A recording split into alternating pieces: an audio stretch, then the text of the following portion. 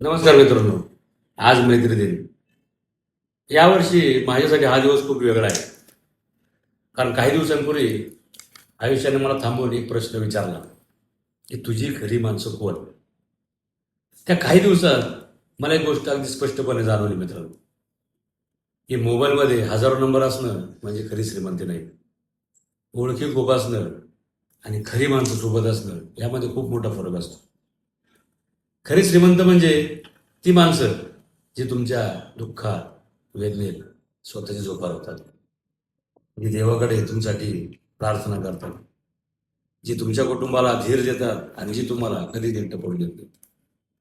त्या हॉस्पिटलच्या आयसीयूच्या दिवसात माझे जिवलग मित्र मैत्रिणी, माझे आप्तेष्ट नातेवाईक, माझा भाऊ माझ्यासोबत खंबीरपणे उभे राहील.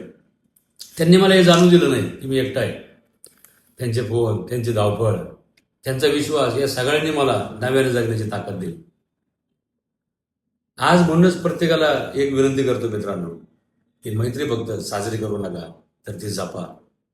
एखादा मित्र जर अनेक दिवस संपर्कात नसेल तर त्याला फोन करा. कोणी शांत असेल तर जवळ जाऊन काय झालं रे तुला एवढं प्रेमाने विचार.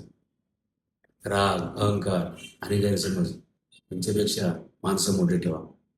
आणि शेवटी आयुष्य खूप छोटं आहे मित्रांनो, आणि निघून गेलेल्या क्षणांसोबत न बोललेले शब्द कायमच्या मनात घर करून राहतात. आज मी माझ्या प्रत्येक जिवलग मित्राचा, नातेवाईकांचा, मैत्रिणींचा ऋणी आहे, की तुम्ही फक्त मला साथ दिली नाही तर जगण्याचं कारण दिलं.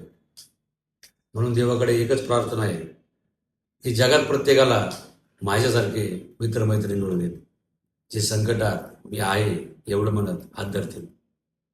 म्हणूनच आज मित्र मैत्रिणी सगळ्यांना मैत्रिणाच्या खूप खूप शुभेच्छा. आणि देवाकडे एकच प्रार्थना करेल की आमची मैत्री अशीच काळानुसार अबाधित राहू दे, हीच इच्छा.